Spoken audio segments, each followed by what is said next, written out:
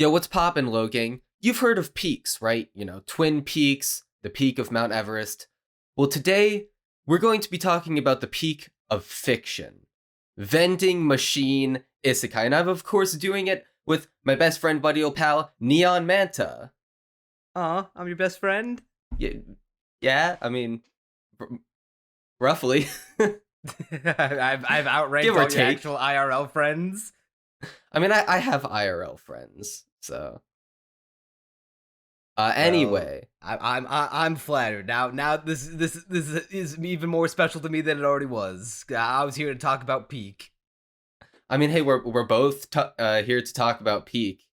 So me and Neon had the idea looking at the seasonal charts for this here summer 2023 anime season. And we saw Vending Machine Isekai, and it's been memed a lot because its premise is so goofy and like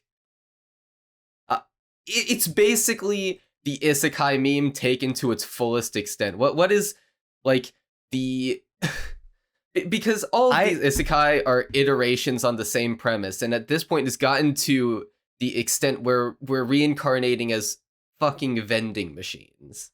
Yeah, I am fascinated by the show on like an intellectual and artistic level, because this is the kind of show that can only have been made via the infinite monkeys with infinite typewriters theory. Like, yeah, obviously this thing came about because the whole isekai boom that's going on in the light novel scene, because they're a bunch of fucking hacks who have to, instead of thinking like, okay, what kind of like unique, interesting stories with like all these complex characters and rich, lasting, entertaining stories can I tell to attract an audience? Nah, that's too hard. What kind of gimmick? What stupid fucking gimmick can I do to just stand out and just like immediately turn heads? Because when you hear the phrase "vending machine isekai," you're like, "Hey, Choto Mate, what's going on here?" It's this constant game of one-upmanship, and it's like the game of chicken. Both cars are going towards each other, seeing who will swerve first, except it's for isekai. Who's going to stop doing this ridiculous game with isekai of constantly going further and further with it? Who's going to chicken out first? And at this point, not only have the two cars collided, but they are like imploding in on themselves and exploding in slow motion as we speak. That is where we're at with Vending Machine Isekai. It is we are at that point. It's honestly astounding to think that I want to know the thought process of. I did not look up who the author of the light novel was, but Hold on, I can do you a solid right now. Yeah, while you're doing that, I want to like sit down with him and like pick his brain to be like, all right, like obviously I know the general thought process of, okay, I'll stand out in the ocean of generic gray goo isekai light novel authors with this you out of the box, like, whoa, what kind of weird ass premise is that vending machine? But I want to know why vending machine specifically. Is he like the main character, a vending machine otaku? At which point I'd then ask him, how does one become a vending machine otaku? Like, what is that? All right, so the author is Kumahiro, and he seems to. I'm not sure if he exclusively writes isekai, but he wrote like a Konosuba spin-off. The NPCs in this village sim game must be real. So yeah, it seems like this is just his thing. He's committed his life. Spin-off? Yeah. So there's one about this person named Dust. I have no clue who they are, but apparently that's like that character. Yeah, but yeah, a spin-off of Konosuba featuring Dust as the primary protagonist, taking place around volumes 1 to 4 of the main series. He wrote another one with Aqua on the cover. Konosuba Sekai no Shukufuku wo Fantastic Days. No clue what that is. Yeah, he just writes isekai. 2016. It's only 3 volumes long. The light yeah, because novel? it's on hiatus. Oh, wait, really? Yeah. For what reason? Because it's fucking Vending Machine Isekai. Do you How do think you get his writer's ideas block? lasted that long? No, Yeah, I was gonna. Well, I'm I more was gonna say, astonished he how do you didn't get writer's block at chapter 3. Yeah, I was gonna say, how do you get writer's block writing fucking Vending Machine Isekai? But then, as I was like formulating that sentence in my head, I was like, oh, okay, I can understand it. See, When you're creatively bankrupt. See, this might be like the most conceited sentence I ever say, but I have no idea how you write a generic isekai. Because it's like there's so little to the idea, the premise is so flimsy and thin on the ground that it's like, how do you even, like, not only not get bored while writing it, but how do you even extend it? Like, there's nothing to extend. It doesn't even help that, like, most of the isekai protagonists are completely overpowered. You can't put anything in their path without them just immediately defeating it. So it's like, well, how do you even write a story like that? I genuinely, like, for the longest time have not been able to wrap my head around, like, even beginning to understand how a writer does that. Well, to this one's credit, well, and maybe I'll turn out to be a total fucking wrong, and I'll eat shit. I'll have egg on my face for it. But so far, our best boy Boxo doesn't appear to be an overpowered isekai protagonist in the sense of he's just like so cool and is the best at fighting, but is he's using his powers to be useful to others. Yeah, so this show, or I guess this first episode, was actually like a real pleasant surprise because what I was expecting was like a 3 out of 10, maybe even a 2 out of 10, extremely basic generic show. And granted, basic and generic do kind of fit this show in a way, but to a lesser degree than I expected, and it's like surprisingly watchable for this one episode. I have no idea where it'll go from here, and like, here's the thing. If I didn't know any better, I'd be like, you know what, this was like a fine enough time. I might know, like, even be a little enthusiastic about the next episode, but it's because of my genre savviness that I just have this little niggling feeling in the back of my head, like, this is gonna completely collapse by episode 3. There is no way the idea, like, because the thing is, the first episode does have ideas that I do like and that I do find interesting. But the thing is, like, every isekai has one decent idea. It's the fact that every other idea they have is so creatively bankrupt that eventually causes the show to implode in on itself. Whereas this show, like, it has a few more good ideas than usual, but because, like, this ain't my first time on the rodeo, right? So I'm just waiting for the moment where it all collapses and I'm like, this is completely unwatchable at this point. Yeah, we've both seen enough isekai just in the history of Castaway anime alone to be like, all right, we've seen this song and dance. We know, we can tell when the shoe is about to drop and when the floor is about to be, dropped out from beneath us. And I do get that feeling from the show. That's only a matter of time before somehow Boxo, in his, list of superpowers on his like stat screen menu, is going to pull out the make magic sword, or like rent out the most powerful legendary weapons, or like some bullshit like that is going to take the small amount of goodwill earned from this first episode, as little as it is, and then just absolutely trample on it. See, I think the main thing that's keeping this show watchable on the moment to moment is like the opposite of what you're describing. Well, the opposite of what it could become and hopefully does it. Because, like, for most isekai, obviously overpowered protagonist, but for this show, it's almost like a puzzle.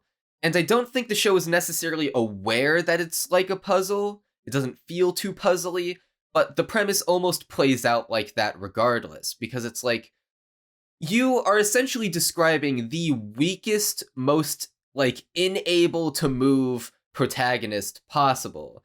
He is a vending machine. he can only say the things that a vending machine would say. So it's like the thank you for your purchase. Please insert coin. And it's just a list of those responses. And otherwise, like he can think, he has a consciousness, but he cannot communicate. He cannot even emote for that record beyond what is non-diegetically expressed to the viewer. I was gonna say I didn't quite get how his eyes worked at first, because I from the promo art and the trailers, I would have assumed that people realized he was a a sentient living machine with the big cartoon eyes. But then when you watch the show, you only see him as the viewer, his eyes when he's having internal monologues and dialogues, and when he's in the shot but it's focused on other characters and they're interacting with him, you don't see his eyes. You just see the glass, plain look of a vending machine. Yeah, I think the eyes are just there in the promo art because people inherently connect to other living or lifelike or human-like things.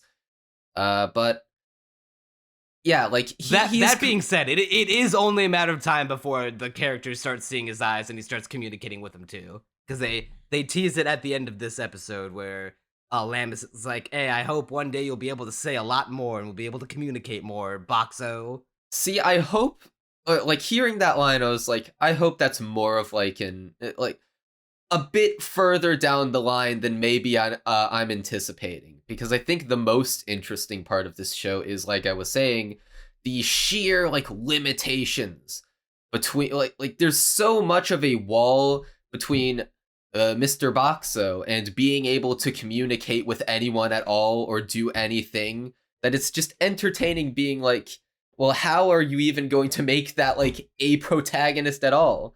Because at the beginning of the show, he can only wait around for something to happen. Like he wants to get out of the situation, wants to like, live and, be able to live, but he has to wait for that to happen. Servitude. Servitude is a weirdly comfortable. Well, also it stems from, like I mentioned earlier, he's somehow a vending machine otaku, which exists, I guess. I wonder if that's a real thing. Somehow I don't think it. I mean, it's probably very, very niche. Yeah, well, like what's hilarious to me about it is that apparently our main boy, the isekai man, is such a hardcore vending machine otaku that the way he got isekai'd was while he was biking down the road behind a truck that was carrying a vending machine in its truck. He sees the cables on it start to snap, and then his first thought is not, oh shit, I gotta get the fuck out of the way. It's, oh no, that vending machine's in trouble. And then he fucking speeds up to the truck, and then like both it and he fall off the mountain road together.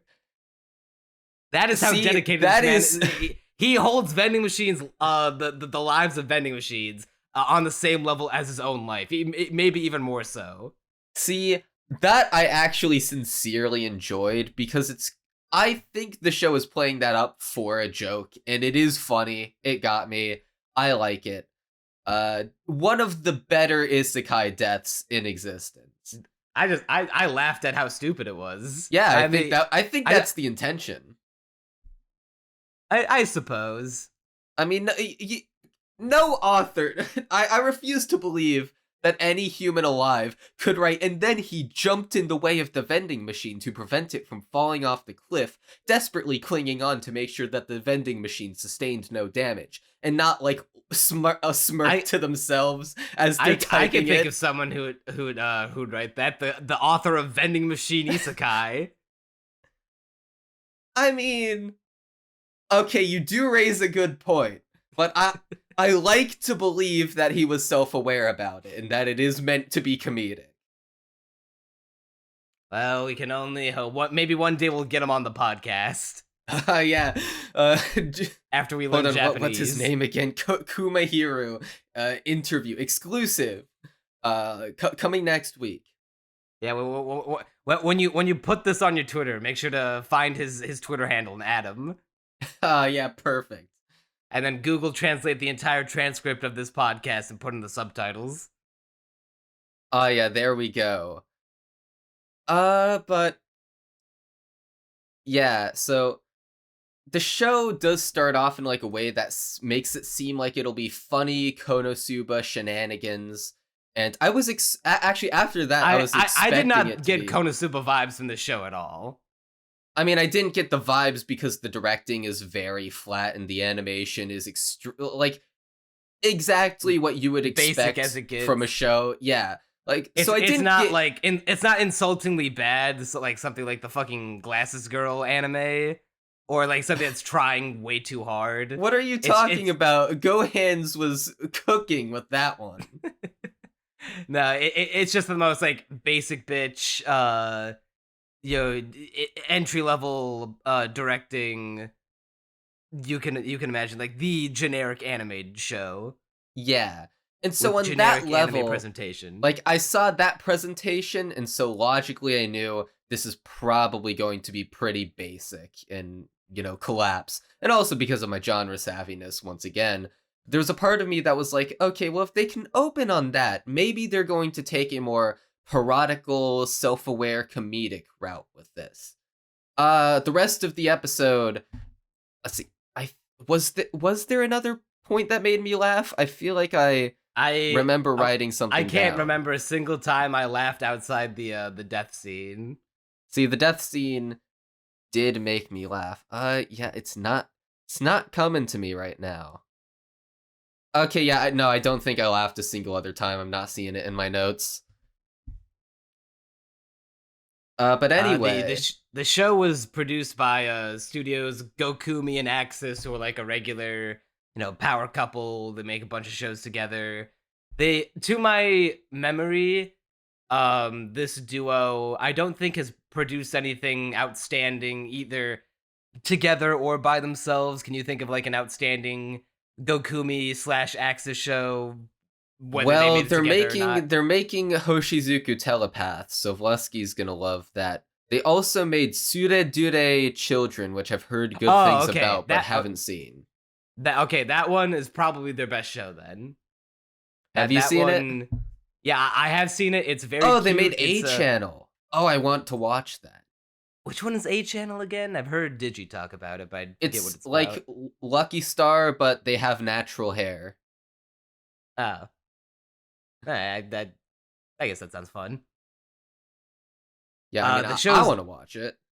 the show's directed by Noriaki Akitaya, who has directed Ayakashi Triangle, The Strongest Sage with the Weakest Crest, Slow Loop, Orisuki, and he was one of the co-directors of the Bakuman anime. So basically, what I heard on that list, granted I haven't seen Bakuman, but Ayakashi Triangle, Strongest Sage, Slow Loop, all shows with relatively like flat directing from what I remember. At least at the very least not standout. So it tracks. It definitely tracks. Yep. So the dude's sitting around as a vending machine for a while, and we slowly get to learn more about his powers. He has a fixed, okay, so there's this points system. He starts off with, I think, like 1,000 points, and he expends 1 point every hour in order to live because he is not ran off of electricity. The currency he gets is converted into points, which I guess are magic, and then those keep him alive. And so it's essentially this thing of I run my business and I do it to keep on living. You know what's weird? I just thought about this, and I don't know why I just thought about it now and not while I was watching the show. This power system is like almost 1-to-1, exactly like Spawn. What the fuck is Spawn? You don't know who Spawn is? No. The fucking Todd McFarlane comic character, like the assassin who made a deal with the devil and he became a Hellspawn. Nope. He's like a black goop man with white accents and red cape. You've never heard of fucking Spawn? No. Neon, I'm uncultured. All I watch is anime and all I play are platformers. This is. It's like he's like one of those popular comics not associated with Marvel or DC. I don't know anything about comics to begin with, let alone the ones that aren't Marvel or DC. He had a movie. He had a bunch of video games. He had an animated series voiced by Keith David. He was in Mortal Kombat 11 and Soul Calibur 2. Yep. Still haven't heard of it. That okay, well, I guess to explain the way his powers work in the mechanics of the comics is that he draws his power from hell, and it's displayed within the comic as a meter, where it's like a 9999, and then as he uses his like magic powers, it slowly drains, and he has to make sure to not use all of it, because if he uses all of it, he gets dragged back to hell, where he'll be forced to live out eternal servitude to the devil. So he has to balance using his magic powers and using, human primitive weapons like guns, which makes him like, which is like a cool mechanic in a comic that you didn't really see anywhere else. Where because like when you think of other comic book characters with like powers, they just like either use them until they're tired, like your key and shonen, or like your solar power and Superman and stuff like that. But yeah, this guy Boxo kind of runs on the same concept, where every time he uses his powers, he consumes points, and if he uses all of them, presumably he will just shut off and die, and presumably will have no way to get them back once he is shut off and dead. Yeah, and having like expending 1 point every hour, he at the beginning has like enough points to live for a month, but because he cannot move, he does spend many days stuck there. And it's very similar to Sword Isekai in that regard, where like for the very beginning of that show, emphasis on very beginning, the sword was stuck in place, could not move, had to wait several days. And it's sort of like the premise is, how do we limit the protagonist as much as possible? But whereas the sword became overpowered, like not even not even like halfway through the first episode, Boxo is still kind of stuck, not being able to move at this stage. He has to be carried around, and so like his powers are, he can vend certain items, he can switch them around, and it's everything he consumed from a vending machine in his real life. So everything he likes, he is able to give to others. And being a vending machine otaku, it is a wide array of items. So he can start the Boxo business, and he can also send up an invincible barrier that cancels out everything that he doesn't want to enter it. And when I first heard that, my eyebrow raised up to the ceiling, and I was like, okay, man, this is where things start to fall apart. He's gonna be overpowered. He literally can't be killed. But it supposedly, and I am putting emphasis on supposedly, we'll get to that, but supposedly, like, exudes, it takes a lot of points to keep this thing up, man. Like an obscene amount of points. And we see, like, he even says, oh, they leak out like a sleeve. And the visual we get on screen is of it taking like 1 point every like 10th of a second or something like that. It was ridiculous. And so I was like, okay, that balances it out. That makes sense. I have a bit of a complaint. How much longer are we going to be able to, apply these checks and balances to Boxo? I'm not even sure if the checks and balances are being applied fairly within the episode, but we'll get to that.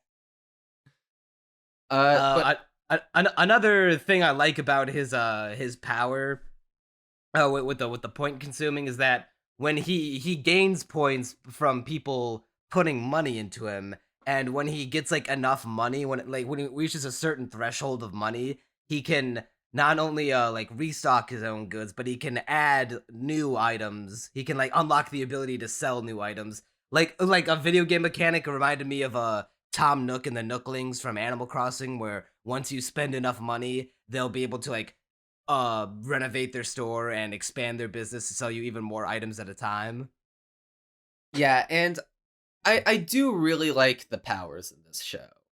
Well, rather the power of the vending machine. One, but yeah, the one of the in a world of generic, no ideas isekai, this one seems to have the most thought put into this idea in particular, where it seems like very so far from this first episode, very like the author's like, okay, my vending machine protagonist is gonna have this specific like main ability, and it's gonna run on this power source, and here are all of like the things he can do with it, and it's laid out almost like obviously not actually, but almost like a shonen where it's his power system and we're understanding how it works so we can see like his limitations and what he's able to do.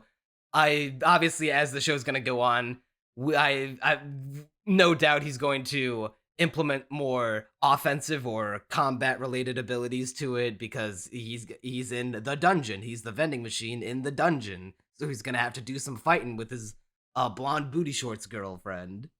Yeah, obviously the protagonist can't stay like completely passive and unable to do anything without the help of the blonde girl. Lamis is her name. Obviously he can't stay passive forever, but there is admittedly a part of me that feels like that's when the show's going to start to go downhill. Because, the limitations are the appeal. And, like, that's what makes it interesting to me. That's what makes the powers fun. And, yeah, like, I just hope the show finds a way to keep it fun. I do not have faith yet. And the first episode has not done much to... It's done a little to buy my faith in this show and be like, okay, like, this show, at the very least, knows how to make like decently interesting powers for the time being. How long would that last, though, is the question. And I'm hoping that he starts being able to like normal communicate with Lamis and the other characters. Hopefully, like halfway through this first season of 12 episodes. I feel like that's a appropriate amount of time to feel like we've come far enough to unlock an ability like that. If he that starts does feel being good. able to talk by like the second and third episode, I'm gonna immediately get the fear of, oh no, he's going That to is now that he's able to talk, it's only a matter of time before he's able to like be helpful in a fight outside of barriers. That's what I'm afraid of, because something... I mean, I guess we're jumping ahead a little, but one of my favorite... Actually, you know what? I'm going to say this. Probably my absolute favorite moment of this episode is this moment where Lamis realizes that Boxo cannot speak, like, normal human language. He can only speak with these predetermined phrases. And she recognizes that. And so what she decides to do is, like, to figure out whether this vending machine has a consciousness. She says, like, okay, so say, I forget exactly what it was, like, I think hello there for yes and too bad for no. yeah, that sounds about right. And so it's like these predetermined phrases, and she starts asking him a bunch of questions, like, oh, are you lonely? Do you want me to carry you around to the village? And that moment is, like, has more creativity in it than the entirety of, like, bog standard isekai, like, Realist Hero. More creativity than the entirety of Realist we Hero. brought it back.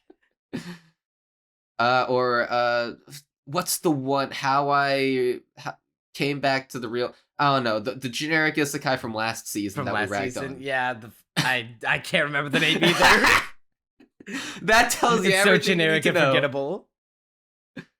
Yeah, I remember screaming it out at the end of my Mashal video. I do not remember what I screamed out, though.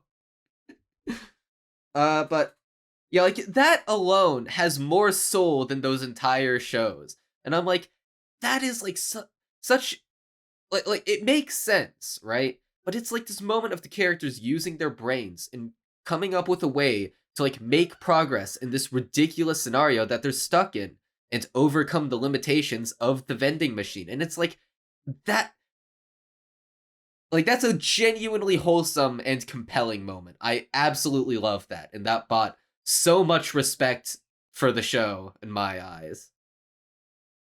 Yeah, Lamis is of the in a world of isekai, generic isekai, where all the female characters will forever get better designs than the male characters because they're more marketable and will sell more merch and figurines for the jars.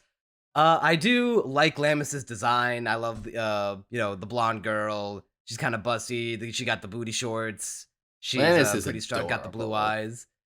eyes. Yeah, her as far as a personality, there's not really much of one outside of the whole attempting to forge a connection with Boxo and trying to communicate through the preset phrases. But yeah, outside of that, the only other quirk about her is that for apparently she is a fighter, but she misses all of her attacks when she's not with the party for some reason. I didn't quite understand that. Uh, Trying to It's kind of like the remember darkness that. thing where she like can't hit anything for shit. I guess she's just really bad at fighting and needs her party to carry her. Well, like the weird thing about it though is that when these thugs are harassing a little girl, she is shown at first while carrying Boxo, kicking one of them in the head and knocking them out. But then when she tries to fight the other ones, she misses all of her punches. But they, like when she goes to fight one, she throws a punch and misses his head wildly, but then hits the wall of the building that they're standing next to, real hard, and it scares them.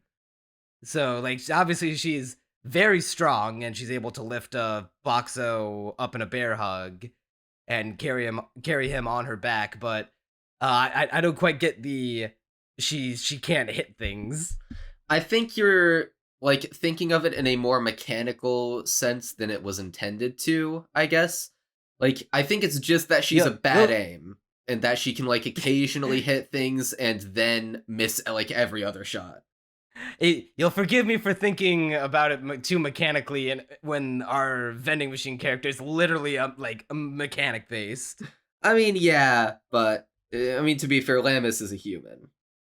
So Yeah, I mean, I think it's just a to be character fair, the quirk. the setting of the world is also a mechanic of itself, where we find out that this version of the Isekai town that we're currently in, is actually not just like the world itself, but is actually a floor of a dungeon, and like that's not like the most original concept that I've never seen before, but it is cool to see it like, yo, it's a dungeon, but there's a sky. It's like a world, but it's just a floor of what I can only assume is like this great big labyrinthine dungeon, which contains maybe like a whole smorgasbord multiverse of different kinds of worlds. And that, if I don't have too much faith that the author could create like a whole bunch of interesting worlds and from the different floors of this dungeon, but if he could, that would definitely up the fun factor of the show. I mean, even it just being a dungeon is to me like so much more interesting than like 90% of other isekai Yeah, worlds. the fact that this isekai town is a floor of a dungeon and not just like, the town outside where the dungeon would begin is a lot of fun. Yeah, I love me some basic, vaguely medieval European looking towns in every single isekai I watch. But not. Hopefully, this one has one of the more interesting worlds. Like you said, I am not necessarily convinced of it yet. I'm not saying you have to like go full One Piece and come up with an entirely new society every new location, but if it's like, generic video game RPG locations, like, hey, this one is a town, this one is a cave, this one is I don't know, Forests, ruins. Yeah. ruins. I mean, hey, they could be very interesting ruins. That would be cool. Yeah, like give them like some history and personality and like cool mechanics outside just being, a skin for a dungeon floor. Honestly, that on its own would make this like within the top 10 isekai. Probably. And Uh, it also costs money to create like a magic circle to transport you back to the surface. So it's interesting to think about like how in this world that has this dungeon, which presumably I'm assuming, like, kind of like how Made in Abyss focus makes the Abyss the center of its community. I imagine that the outside world makes the dungeon the center of its community, because I assume if you're going by like isekai and fantasy game rules, that this dungeon, which probably houses all manners of magic tools and treasure and whatnot, then it attracts all kinds of adventurers and glory seekers. I'd imagine it functions in a way that's like it's a big attraction.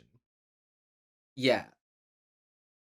So I want to go back for a minute and talk about Lamis and Boxo talking together, because I mean, the first one's just a nitpick I have, which is when Lamis walks up to Boxo, or I guess near Boxo, she hasn't seen him yet, but she's like, "Oh my god, I just got thrown out by my party. They like ran away from me, and I did so bad in combat because I was so hungry. If only I had food. I'm so terrible at fighting. But I mean, if I had food, that would be great. If I had a full stomach, man, that would just be so splendid. Because then I mean, would how have else been is she going to stumble? How else are we going to naturally, convene for a way of our motionless vending machine man and a walking human girl to interact? It just seemed so forced. It was like, I It mean, kind do of you has really to need? be in this case. It doesn't have to be. You don't need. She doesn't need to say. I think it's 3 separate times that she could have just said it once. I mean, come on. I would have been fine with that. But the other one is a lot more pressing, which is something that sort of like raises questions about Boxo's powers. A lot of questions. So there's this one scene where after she's, eaten all of Boxo's food, she sleeps next to him, and Boxo decides, this girl is like my first customer, I'm going to covet her. I'm going to like put up this barrier to stop all the monsters from getting in. And my question was, Denying us of the how? Lamis, the Lamis Dojin idea. But no, my question is, how does he keep it up? Because like, okay, the idea is that he's going to keep it up until she wakes up. Well, she wakes up in the morning, so that's like a full night's worth of sleep. And so, like, okay, so we've seen on screen that it bleeds I points constantly. I I So my presume question was, that like, the barrier, how the barrier works, is that just having it up might not just like deplete points, but if it does, I think the barrier also taking hits depletes it even faster. I mean, If I were to, come to maybe. this show's defense as a white knight. But then explain that. Like, all we've heard at this point is that it bleeds points like a sleeve, apparently. But even more pressingly, I think Boxo is just being an idiot here. Because what he could do. Okay, so to be fair, we have no idea whether Boxo needs to sleep biologically.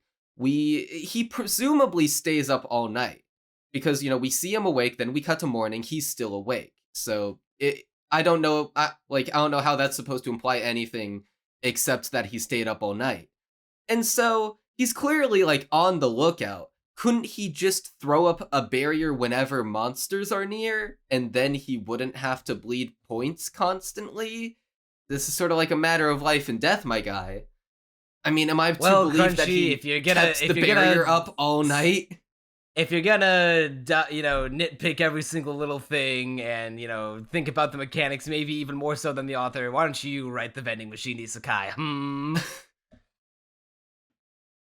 I mean, here's the thing. I'm sure I could write a killer isekai, but it would not be about vending machines, I can tell you that much. Well, there you go. You just don't got the chops for it like Mr. Kuma does. Yeah, I'm very sorry, Mr. Kuma. I can't write vending machine isekai. I can only write what's an equivalent machine? A microwave isekai turns into a microwave. Now they can microwave all their food. That's what I'm gonna write. The spiritual successor to vending machine isekai, now on hiatus. Refrigerator isekai. You know what? There should just be an entire subgenre of isekai, like air fryer isekai, that stove fire isekai. I mean, the way that this one came about is that it's like a subsection of the subsection of isekai, where it's like instead of being, you know, the strongest fighter, you are being like the strongest support character. Like we saw earlier this year with a campfire cooking skill, where instead of having the power to, you know, I have all the magic strength of the world and I have the strongest sword and the mightiest fireball. This guy's like, hey, I have the power to, you know, summon food from the other world, my home world, and I can use all these tools from my home world to cook the most amazing dishes in this fantasy world where where in the human world it's like basic bitch ass shit, but in the fantasy world it's like I'm making 5-star gourmet Gordon Ramsay type shit. Yeah, honestly, like campfire cooking was one of the shows that came to my mind most while watching this, except campfire cooking was admittedly a lot more charming and had a lot more going for it after its first episode, and like better production values even if it wasn't Mappa's A game, and like a like more distinct art style. So yeah, it sort of trounces it, but I do see the like similarities in the sense that like they're both sort of like these quirky takes on the isekai genre of like, you know, almost like tongue in cheek in a way, although I feel like this one isn't as aware of it as campfire cooking. I mean, campfire cooking, the protagonist literally had the power of Amazon. I mean, come on. That's hilarious. He had the pocket dimension Jeff Bezos. You can't beat that. Yeah, and this one, you know, sort of has similar vibes with the power, but it feels more typical, and that does scare me. Yeah, we can only hope that as the show goes on, as peak fiction, you know, far be it from us to question the decisions and the direction of peak fiction, but we are only as cautious as we are because we want the vending machine isekai to be the best vending machine isekai possible. So yeah, that's it. So we're about done with the episode at this point, I think. After that, Boxo is put up next to this inn, and he makes the inn a bunch of money that Lamis is, I guess, working for, and you know, he gives them a bunch of traffic, and he gets so much money that he, at least for the time being, does not need to worry about survival, and so Lamis and Boxo can set off on a new adventure, you know, go further into the dungeon, and I don't know, I guess get enough money to escape it, or whatever. Well, the goal right now is to bring him back to the surface to meet this one magic tool smith named what was it, Helami or something? Helami sounds right. Hulami. Hulami, okay. And so they could appraise what the fuck Boxo actually is and see if they can, you know, do anything cool with him. And I imagine that the premise of the show is going to be, going forward, once that is resolved, we're going to spread the good word of Boxo. We're gonna, the religion of Boxo across the nation of the dungeon. We're gonna go floor to floor, finding all sorts of cool treasures and uniting all races with the power of corn soup and Odin, canned Odin, and potato chips. Which is also very similar to campfire cooking. I mean, what else kind of story can you do? You can't make a gritty badass fighting vending machine. I mean, I'd be there for it. I would too. It's just, it's not the type of thing that could exist. Dude, I want like the grittiest, most badass vending machine possible. I want him doing like kick flips and like beating up people and goring them. When's the vending machine isekai rape scene? No! How does that even work? Actually, I don't want to know how that works. uh we were joking before the podcast began, like, all right, by the end of the TV run of the anime, how many like tags, how many hits on Boxo's Rule 34 tag or Gelbru Danboru tag is he going to get? I want to see it, frankly. Yeah, Rule 34 artists, do your thing. Come up with creative we'll commission positions. If no one makes it up their own, we'll Lord. commission it. That'll be the thumbnail for the final episode of the podcast. Just like, I'm sorry to put this image in your head, but I just for some reason I immediately thought of like fucking Lori in like a real lovey-dovey like swooning cradling position with Boxo.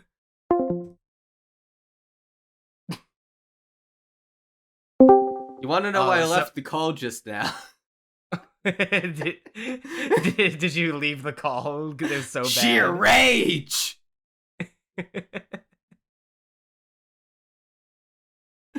I think that'll bring us to the end of the episode on that note.